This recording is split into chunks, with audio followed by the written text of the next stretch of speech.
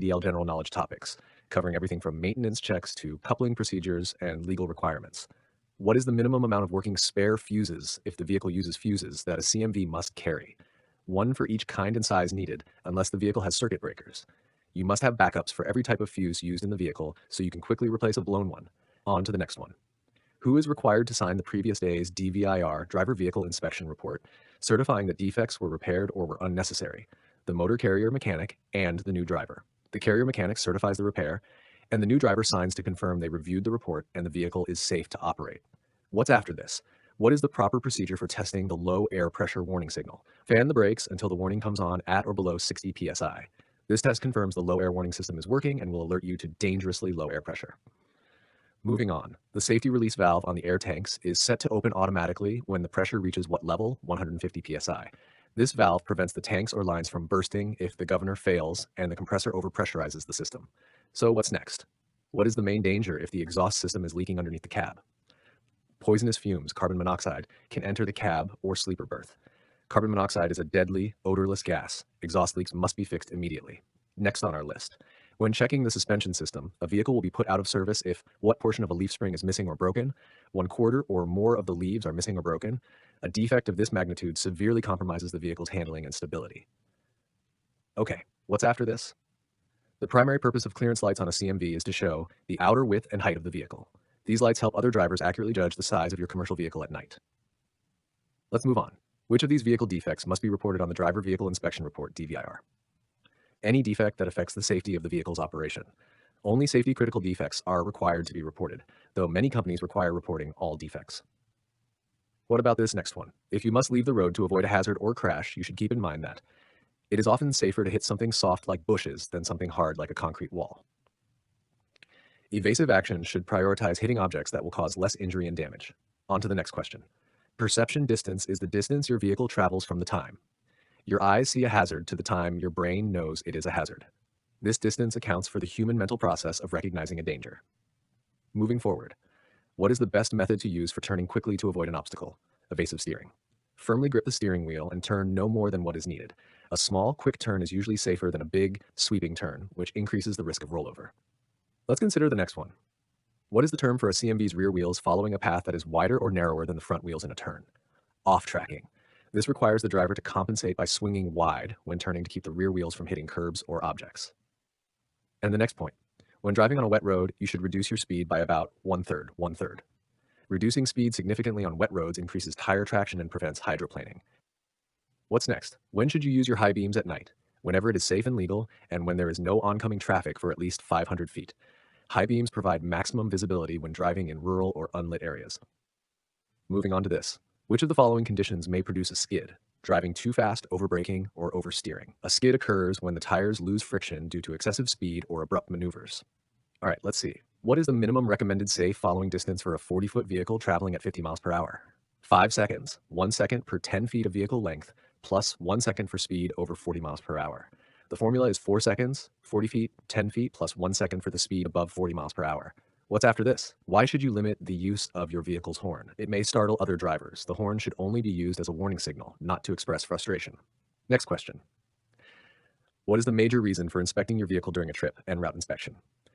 To ensure the cargo is still secure and the tire's brakes are not overheating. En route checks prevent accidents caused by shifting cargo or mechanical failure. Let's get to this one. When downshifting, the most important rule is to not shift until you have reached a speed that allows you to engage the gear without using the clutch or accelerator suddenly. The goal is a smooth transition that doesn't put stress on the transmission or the vehicle. Okay, what's next? When should you downshift a manual transmission? Before starting down a hill and before entering a curve. Downshifting before the hazard allows the engine to assist in controlling speed. Moving on. What is the process of double clutching for non-synchromesh transmissions? Clutch neutral clutch gear. This technique synchronizes the engine speed with the transmission speed for a smooth shift.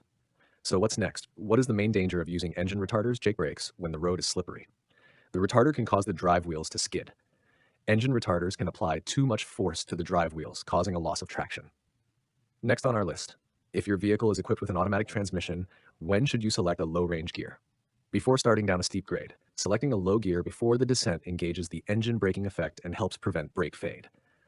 Okay, what's after this? What type of fire can you use water to put out?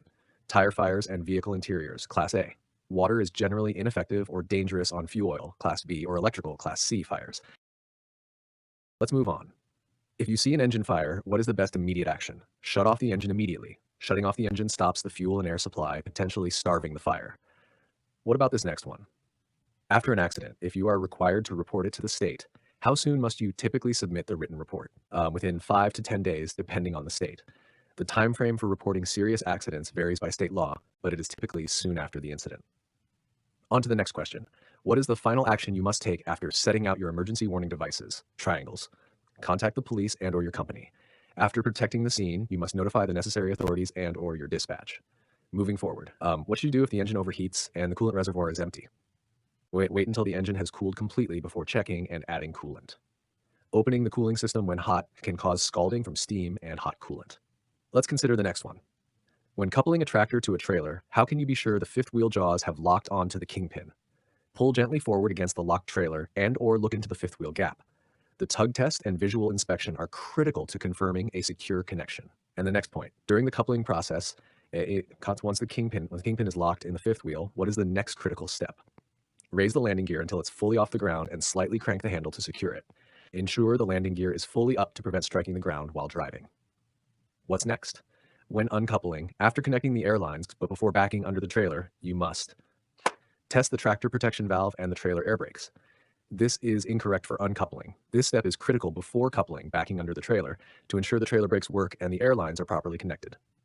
The next step after connecting air lines during coupling is to check the air supply to the trailer. Moving on to this.